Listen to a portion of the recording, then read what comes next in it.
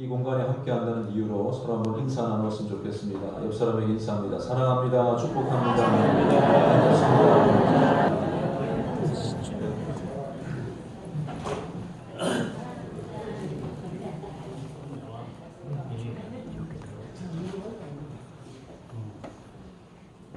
병원 중에서도 웃음이 끊어지지 않는 병원이 있습니다. 다른 모든 병원들을 가면 인상을 쓰고 괴로워하고 눈물 짓는데요. 이 산부인과를 가면 새 생명이 태어나는 그곳에 가면 웃음이 넘치고 마음이 좋아지는 것 아니겠습니까? 오늘 우리 대원교회가 새 생명 축제 귀한 잔치의 자리로 이렇게 마련을 하였고 평소 예배 드리는 것과 동일하게 예배를 드리고 있습니다.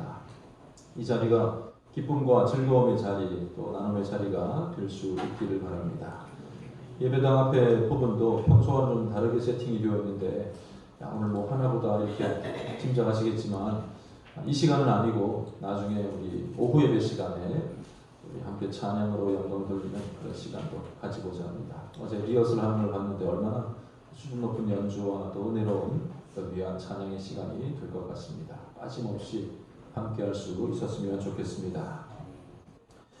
교회 다니는 사람마다 이렇게 성경책을 들고 다니잖아요. 이 하나님의 말씀, 성경책은 한 권이지만 내용을 나누어 보면 신약, 구약해서 도합 66권이 있습니다. 그리고 각 권에는 총 1189장으로 구성되어 있고 31,039절의 절수로 이루어져 있습니다. 이 모두가 다 하나님의 말씀인데요. 이 성경 전체의 말씀을, 긴 내용의 말씀을 압축하고 축약하고 압축해서 한 구절로 요약해서 만들어내라고 한다면, 한 구절로 엑기스를 만들어내라고 한다면 아마 이 요한복음 3장 16절 말씀이 나올 수 있을 것 같습니다. 그만큼 이 말씀은 하나님의 사랑과 또한 그 사랑의 메신저 되신 예수 그리스도를 보내어 주신 그 이유를 압축해서 또 분명하게 우리에게 설명을 하고 있습니다. 16절 말씀 처음에 나오듯이 하나님이 세상을 사랑하십니다. 하나님은 교회 다니는 사람들만 사랑해 주시는 것이 아니라 다니지 않는 세상 모든 사람들까지도 다 사랑하신다는 그런 뜻입니다. 그뿐만 아니라 이 사람들뿐만 아니라 온 천지 만물까지 다 사랑하시는 하나님이십니다. 그 이유가 있는데 그 이유는 하나님께서 사람을 비롯한 온 천지 만물을 다 만드셨기 때문입니다. 그래서 성경에 하나님을 지칭하기를 창조주 하나님, 창조하신 하나님이다. 창세기 1장 1절에도 태초에 하나님이 천지를 창조하신다라는 구절로 시작되고 있음을 보고 있지 않습니까? 그래서 그 창조물 된, 그 피조물 된 대상들을 하나님께서 사랑하신다는 그런 뜻입니다. 사람들도 그렇잖아요. 자기가 만든 물건에 특별히 애착을 가지는 것을 보게 됩니다. 저희 부모님이 계신 집에 가끔 가게 되면 아직도 진열장 속에 자그마하지만 하얀 도자기 하나가 있습니다. 뭐 값어치가 얼마나 될까 뭐 이렇게 궁금하게 생각하지 마십시오. 그거는 뭐 조선시대 백자도 아니고 제가 중학교 1학년 때인가 학교에서 과제로 도자기를 빚은 것도 아니고 사실 흙으로 대충 만들어 놓은 것을 갖다 주고 거기다 그림을 그리려는 거예요. 그림도 그리고 글도 쓰고 무슨 마음이 들었던지 저는 그림 하나 그리고 나서는 가족들 이름을 다 썼어요. 아버지, 어머니, 저 이름, 여동생들 이름 다 쓰고 사람 이렇게 해가지고 그렇게 해서 만들었던 기억이 납니다. 그리고 보냈더니 구워서 왔는데 흑 색깔이 아니라 하얀 색깔 도자기 색으로 바뀌었던 것을 보게 됩니다. 부모님 집도 몇 번 이사도 가고 이렇게 짐을 정리하기도 했지만 별것 아닌데 그 버릴 수가 없을 것 같더라고요. 참 추억이 담겨있고 정성이 담겨있는 내가 만든 작품이기 때문에 그렇지 않겠습니까? 같은 진열장에 좀 더 오래된 이 강아지 모양 이 도자기가 하나 더 있는데 그건 제가 태어날 때 이모님이 그 해의 동물이라고 해가지고 하나 이렇게 사주신 게 있습니다.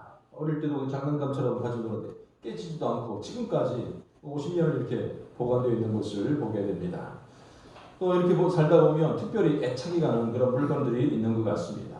그게 나와 연관되어 있든지 사연이 있든지 내가 만들었거나 하는 부분들에 대해서는 더 그런 마음이 생기지 않겠습니까? 하나님께서 사람을 포함한 온 천지 만물을 사랑하시는 것은 하나님께서 그 모든 것을 다 만드셨기 때문입니다. 교회에서 하나님이 온 천지 만물을 만드셨습니다라고 말씀을 드리면 그 중에는 그동안 학교에서 배워왔던 내용과 완전히 달라짐으로 인하여서 특히 학생들이나 예수를 처음 믿는 분들 같은 경우에는 의문이 생기기도 합니다. 그도 그럴 것이 대한민국에 있는 모든 과학 교재들은 진화론을 근거로 해서 만들어진 책들이기 때문입니다. 그리고 우리는 수년 동안 그러한 교육을 받아왔기 때문입니다. 거짓되고 잘못된 내용도 오랫동안 체계화되고 또 다듬어지게 되면 하나의 이론을 구축을 하게 됩니다. 창조론에 관한 이 진화론에 대해서 비교 분석하거나 제가 이 시간을 빌어서 변증하게 된다면 1시간 30분으로는 도무지 불가능하다고 생각할 것 같고, 한 가지 분명한 것은 우리가 적어도 나 자신이 진화론을 만약에 따르게 된다면 나 자신의 존재 자체가 너무나도 무가치하고 보잘것없으며 내 마음이 심히 우울해진다는 것을 느끼게 됩니다. 사람마다 부모를 압니다. 할아버지 할머니도 압니다. 또 그 이상을 알 수도 있습니다. 그러나 4대 5대 또 훨씬 더 거슬러 올라가면 가물가물해지지 않겠습니까? 또 그러나 그때를 살았던 그분들도 아버지가 있었고 할아버지가 있었고 조상들이 있었을 것입니다. 진화론에 따르면 계속해서 올라가다 보면 그 이전에는 영장류가 나오고 포유류가 나오고 그 포유류는 물에서 솟아나왔고 또 그 어류가 되기 전에는 정말로 이 생명이 아닌 어떤 물질, 단백질에 이르기까지 거슬러 올라가는 우리의 조상, 인류의 근원을 거기서 찾고 있는 것이죠. 이 믿지 못할 수긍하기 힘든 내용을 믿게 하려고 수억 년이라는 가설을 항상 붙이게 됩니다. 수억 년, 수많은 세월을 지나다 보니까 이렇게 나타나게 되었다. 수많은 세월을 통해서 이렇게 만들어지게 되었다라고 이야기를 합니다. 만약 이것이 사실이라고 한다면 내가 지금 이 땅에 왜 존재해야 되는지 아무런 이유가 없어지게 됩니다. 그저 나는 우연히 발생하게 된 그런 존재이고 좀 더 발전되어가는 그 생명체의 한 과정에 불과하기 때문이라는 것이죠. 우연히 발생하게 된 우주의 한 구성체에 불과한 존재가 되고 맙니다. 거기에서 무슨 가치라든지 의미라든지 무엇을 위한 발전인지 그조차도 참 이 방향을 잃게 되고 맙니다. 자연환경들도 마찬가지입니다. 사람뿐만 아니라 자연환경들도 대폭발에 의해서 이 우연히 우주가 생겨나게 되었고 그것이 참 우연하게도 한치의 오차도 없이 질서정연하게 돌아가게 되었다고 생각하는 것. 참 거기에 대해서 그 과학이 아니라 어마어마한 믿음이 동원되어야 된다고 저는 그렇게 생각되어집니다. 지구와 태양이 조금만 더 가까워지면 다 타버리고 멀어지면 다 얼어 죽는 마당인데 정말로 정교하게 그 모든 별들과 수많은 우주에 존재하는 것들이 돌아가고 있다는 것, 그것도 우연히 흘러가는 시간 속에서 우리가 살아가고 있지만 그 시간의 시작은 과연 또 언제인가, 그리고 어디로 가는지도 모르고 끝없이 시간이 흘러가고 있는 이유는 어디에 있는가. 참으로 여기에 근거한다면, 진화론에 빗댄다면 알 수 없는 그런 노릇입니다. 그런데 성경을 우리가 열어보면 이 모든 것들이 분명해지고 모든 것의 존재 이유가 명확해진다는 것을 알 수가 있습니다. 하나님께서 시간과 천지와 만물을 창조하셨다라고 성경은 분명히 밝히고 있습니다. 하나님의 창조는 처음부터 모든 피조물들을 분명한 목적과 의도를 가지고 만드셨습니다. 아름답고 질서정연하게 자기 역할을 잘 감당하며 돌아가고 있는 우주의 만물들은 그것을 지으신 하나님의 성품과 능력과 신격을 잘 반영하고 있다고 볼 수가 있는 것입니다. 그 모든 피조물들 가운데 하나님의 형상을 따라서 하나님의 모양대로 특별히 사람을 만드셨습니다. 이미 창조해 놓은 천지 만물을 다스리고 누리고 보호하기 위한 하나님의 대리인으로서 인간을 창조하신 것입니다. 하나님의 지혜와 능력을 반영하는 모든 피조물들의 풍요로움 속에 머물면서 그 하나님의 신적 사역의 일부를 감당할 수 있도록 인간들에게 특권을 주시고 사명을 주셨다는 말씀입니다. 그런데 우리 하나님께서는 야 너희들 일 좀 해라, 그렇게 해라라고 맡겨놓고 그냥 떠나시는 분이 아니, 손을 놓으시는 분이 아니라는 사실이죠. 저들이 과연 어떻게 다스리고 있는지, 어떻게 온 세상이 돌아가는지에 대해서 끝까지 관심 있게 지켜보십니다. 우리는 소홀할 수가 있고 한눈 팔 수 있겠지만 하나님께서는 한순간도 놓치지 않고 그 모든 과정과 운행을 지켜보고 계십니다. 하나님이 천지 만물을 창조하셨고 그 지으신 모든 피조물들을 사랑하시기 때문입니다.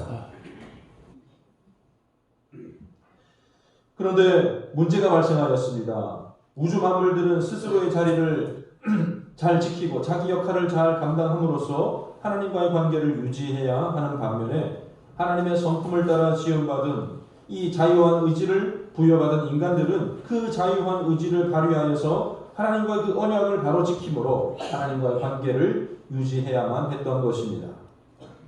그 언약의 증거가 바로 에덴 동산에 있었던 선악과였습니다. 선악과는 제가 생각하기에 에덴 동산에서 가장 맛있고 가장 아름다운 과일은 아니었을 것입니다. 거기에는 생명나무를 비롯한 온갖 달콤하고 아름다운 과일들이 참으로 많이 있었을 것입니다. 평소에 선악과쯤은 눈에 들어오지도 않았을 거예요. 그런데 마귀의 꾀임을 받아서 하나님보다 높아지려는 그런 죄가 마음속에 들어오게 되니까 하나님과 약속했던 그 나무의 과실이 비로소 이제 눈에 띄게 됩니다. 평소에는 알지도 못하고 지나다가 그래 하나님 왜 이걸 그냥 먹지 못하게 하셨을까? 이런 관심이 생기다 보니까 성경에 보니까 그게 보기에도 좋고 먹음직스럽기도 해 보이기도 하고 자꾸 그냥 급속도로 관심이 가게 되었다는 말입니다. 그리고 결국 그것을 따먹음으로써 하나님과 언약을 파기하고 말았습니다. 우리가 생각할 때는 뭐 그까짓 열매 하나 좀 먹어가지고 하나님이 그렇게 사랑이 많으신 분인데 한번 봐주면 안 되느냐, 별것 아닌 것 아니지 않느냐라고 생각할지 모르겠지만 선악과를 따먹은 것은 결과일 뿐입니다. 하나님의 사랑해야 될 그 마음을 버리고 하나님 앞에 교만한 죄를 하나님같이 되려는 그런 죄를 저질렀던 것입니다. 그 교만은 하나님께서 가장 싫어하시는 죄입니다. 아담과 하와 두 사람만의 범죄였지만 두 사람밖에 이 세상에 없었던 상황에서 그것은 인류 모두의 죄였던 것이죠. 그리고 그 죄는 모든 자손들, 후손들에게도 영향을 미치게 되었습니다. 파주에서 참 불명예스럽게도 이 아프리카 이 돼지열병으로 제일 먼저 발생한 곳이고 그로 인하여서 반경 3km 이내에 있는 모든 농장에 있는 돼지들에게 이미 살처분이 이렇게 진행되고 있지 않습니까? 그 범위를 정한 것은 거기에는 이미 바이러스가 영향을 미치고 잠재적인 그런 보균을 의미하고 있습니다. 이게 적절한 의미가 될지는 모르겠지만 비유가 될지는 모르겠지만 아담과 하와의 죄는 3kg가 아니라 모든 인류 예외 없이 모든 인류 후손들에게 그 죄의 영향을 미치게 되었다는 것입니다. 타락하고 범죄한 인간은 이전 같은 하나님과의 관계를 누릴 수가 없습니다. 하나님은 거룩하신 분이고 우리의 죄를 결코 용납하지 않는 분이시기 때문입니다. 그럼에도 불구하고 하나님께서는 피조물된 인간을 사랑하시는 하나님의 마음은 여전하였습니다. 제가 이런 표현을 해서 적절할지는 모르겠지만 하나님께서 딜레마에 빠지게 된 거죠. 사랑하는데 죄를 지었기 때문에 가까이 할 수는 없어요. 그래서 하나님께서는 인간들에게 기회를 주기로 하셨습니다. 죄를 용서해 주기로 하셨던 것입니다.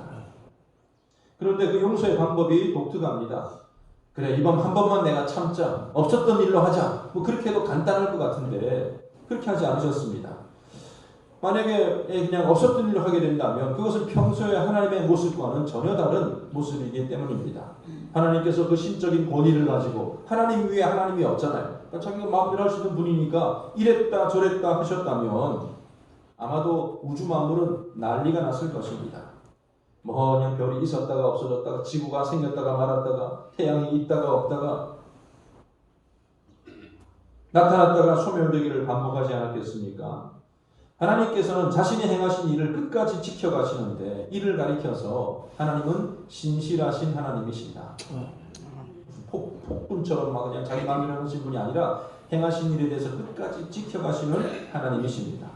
죄로 어긋난 인간을 바로잡기 위해서 하나님은 그냥 없었던 일로 하는 것이 아니라 그 죄를 용서함을 받을 수 있는 길을 열어주셨는데 하나님 스스로가 희생하기로 작정하셨습니다. 그래서 이 땅에 인간의 몸을 입고 오신 분이 바로 예수님이십니다.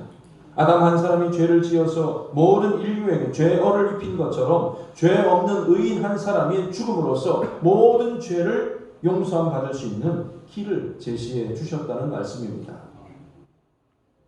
이 땅에는 죄 없는 사람이, 아담의 후손들은 죄 없는 사람들이 아무도 없기 때문에 하나님의 아들 독생자 예수님께서 이 땅에 오실 수밖에 없었던 것이죠. 또한 죄 없는 사람이어야 했기 때문에 이 땅에 몸을 입고 예수님께서 이 땅에 오셨다는 말입니다. 그러니까 예수님께서는 이 땅에 우리를 대신하여 죽으러 오셨습니다. 예수님께서 어디서 돌아가셨습니까? 어디에서 돌아가셨어요? 어디에 달려 돌아가셨어요? 십자가에 달려 돌아가셨습니다. 근데 그 십자가 자체가 우리에게 큰 의미가 있는 것은 아닙니다. 메시아의 죽음 그것이 우리에게 꼭 필요하였다는 것. 하나님께서 예비하시고 죄에 대한 대가로 행하셨다는 말입니다. 어디서 죽느냐는 크게 중요한 것이 아니었습니다. 그러나 만약에 예수님께서 공생애를 바치고 집에 들어가서 안방에서 홀로 돌아가셨다면, 우리 죄를 위해서 내가 죽는다 하면서 돌아가셨다고 한다면 사람들은 아마 오해했을 겁니다. 지병으로 돌아가셨나? 야, 젊은 분이 그냥 뭐 고기를 많이 드셨나? 혈액이 안 좋았겠냐? 뇌 혈관을 막혀서 돌아가셨나? 얼마나 분분하겠습니까? 그래서 우리 주님께서는 만천하에 공개된 자리에서 지병으로 병원으로 돌아가신 것이 아니라 타인의 손에 의해서 생명을 내어 주시기로 작정하셨다는 것입니다. 그 자리가 바로 십자가의 자리였습니다. 예수님께서 죽으신 것은 그냥 소위 그 당시에 섰던 모든 유대인들에게 회자되었고 모든 유대인들이 알만한 일이었습니다. 그뿐만 아니라 그 사역을 집행했던 로마 사람들은 그에 대해서 보고서를 써서 로마에 보고를 했어야 되는데, 그러니까 유대인들과 로마 그 일대에 있는 모든 사람들이 저 예수님이 다른 사람에 의해서 생명을 빼앗기셨구나 라는 것을 알게 되었다는 것이죠. 예수님께서는 죄의 절망 가운데 있는 모든 사람들을 위해서 자기 생명을 십자가 위에서 우리를 위해서 내어주셨다는 말씀입니다. 그런데 죄의 문제는 해결되었는데 우리에게 이제 과제가 남아 있습니다. 바로 예수님께서 행하신 그 일을 믿는 것입니다. 하나님께서 베풀어 주신 사랑을 받아들이는 과정이 우리에게 꼭 필요하다는 것입니다. 그래서 우리가 예수를 믿는다고 말하는 것은 단지 그냥 교회에 나온다, 교회 다닌다라는 것을 뜻하지 않습니다. 예수님께서, 내가 예수를 믿는다는 것은 예수님께서 나를 위해 죽으셨고 내 죄를 용서하셨음을 믿는 것, 그게 진정 예수를 믿는 것입니다. 내가 스스로 고행을 행하고 죄값을 치르는 것이 아닙니다. 죄값을 치러주신 예수님을 믿기만 하면 구원을 받게 되고 원래 하나님께서 계획하신 하나님과의 관계 속에 우리가 들어가게 되는 것입니다. 아멘. 그래서 오늘 말씀 16절 중반절 이하에 보면 이는 그를 믿는 자마다 멸망하지 않고 영생을 얻게 하려 하십니다. 아멘. 믿는 자마다 예수를 믿으면, 예수님께서 행하신 그 일을 믿으면 구원을 받습니다. 용서함을 받습니다. 죄의 대가인 영원한 지옥 형벌에서 벗어나게 됩니다. 대신에 하나님과 이 땅에서도 함께하고 영원한 천국에 거할 수 있는 영생을 허락받게 되는 줄로 분명히 믿습니다. 여기 계신 여러분들, 예수를 믿으십니까? 예수님을 믿으십니까?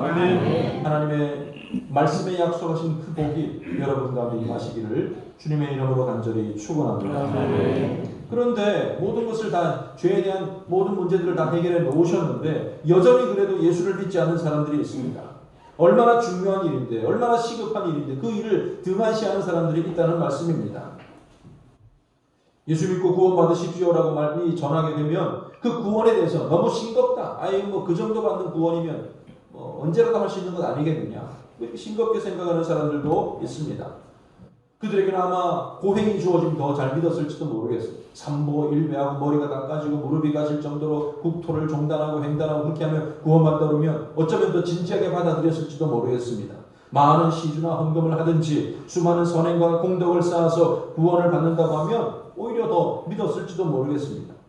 그런데 예수를 믿기만 하면, 주님께서 행하신 그 일을 믿기만 하면 구원을 받는다고 하니까 시시하게 생각하는 거예요. 별것 아닌 것처럼 생각합니다. 하찮게 생각합니다. 그러나 이 쉬운 길을 우리에게 주신 것은 하나님께서 우리를 그토록 사랑하시기 때문에, 우리를 사랑하시기 때문에 이 길을 열어주시고 허락하여 주셨다는 것입니다. 학교에서 시험 보면 요즘은 시험이 얼마나 까다로운지 몰라요. 자꾸 변별력이 있어서 떨어뜨리기 위해서, 자꾸 낙제시키기 위해서 시험을 어렵게 만드는데, 하나님께서 우리에게 구원을 주신 것은 못 들어올 사람 골라내려고 하는 것이 아니라 한 사람이라도 더, 사랑하는 피조물 인간 한 사람이라도 더 구원받기를 바라는 것이 하나님 아버지의 마음인 것입니다. 다 마련해놓고 믿으면 구원받아 라고 우리에게 말씀하고 있는 것입니다. 그래서 17절 말씀을 봐도 하나님이 그 아들을 세상에 보내신 것은 세상을 심판하려 하심이 아니다 라고 말씀하고 있습니다. 너희가 나를 배신했지, 선악과를 먹었지, 죄의 후손들이지, 괘씸한 것들, 배신자들 혼내주려고, 야단을 치려고 이 땅에 예수님을 보내지 않았다는 말씀입니다. 예수님으로 말미암아 세상이 구원을 받게 하려 하십니다 라고 분명하게 선언하고 있습니다. 사랑하는 사람들을 구원해 주시려고 이렇게 쉬운 길을, 분명한 길을 열어놓으신 것입니다. 하나님은 여전히 우리를 사랑하고 계신 줄로 분명히 믿습니다. 아멘. 그러나 이건 기한이 있습니다. 앞서 말씀드린 심판의 날은 반드시 있을 것이라는 말입니다. 지금은 우리가 여전히 구원받을 기회의 시간이지만 예수님 이 땅에 다시 오신다고 하셨는데 그 재림의 시간은 모든 인류에게 심판의 시간이 되고 말 것입니다. 부뚜막에 소금도 집어넣어야 어떻게 된다고 합니까? 집어넣어야 짠 거죠. 소금 봤으니까 짭짭하다. 말도 안 되는 것 아니겠습니까? 이거 심판 때 우리가 이렇게 변명할 수가 없는 거예요. 내가 예수님 몰랐던 게 아니라고 다 압니다. 대원교회 어린이집도 다 알고 심지어 성경 말씀도 내가 많이 알고 있습니다.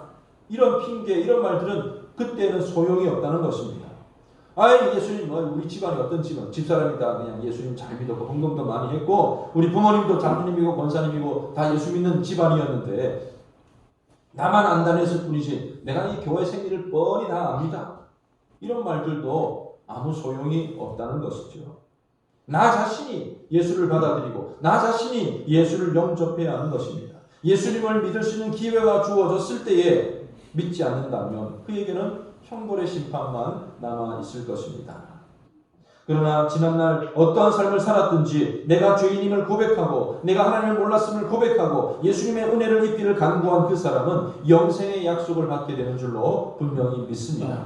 세상적인 관점으로 보면 그 사람이 윤리적으로 도덕적으로 훌륭하게 산 사람이든지 혹은 너무나도 극악무도한 범죄를 저질렀든지 하나님 앞에서는 50보 100보예요. 모두가 다 죄인입니다. 그러므로 세상 모든 사람들은 주어진 구원의 기회를 놓쳐서는 안 됩니다. 이 땅에 살아있는 동안 가장 중요한 그 일이 예수 믿는 그 일이라는 것을, 예수님을 영접하는 일이라는 것을 우리 모두가 기억해야 될 것입니다. 아멘.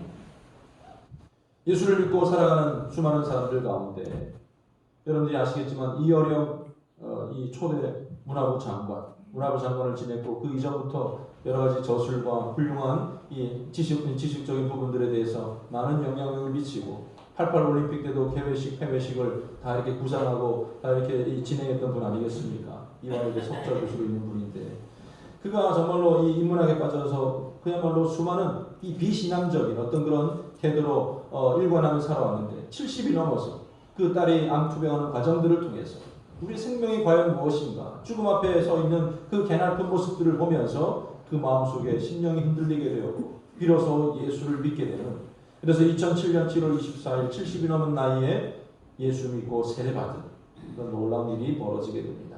이미 고령이시지만 그럼에도 불구하고 내가 예수를 안 믿었더라면 어떻게 되었을까? 지금도 증언하면서 다니시고 있습니다.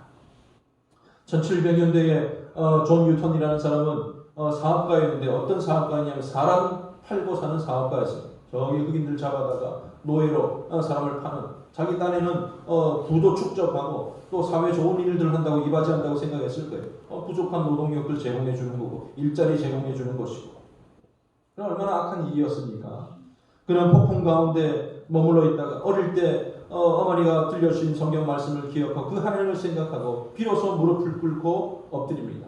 내 죄가 얼마나 큰지, 내가 얼마나 이 정말로 큰 범죄를 저질렀는지 하나님께 회개하고 자기의 목숨을 구걸하면서 살려만 주신다면 예수 잘 믿고 살겠다고 고백을 하게 됩니다.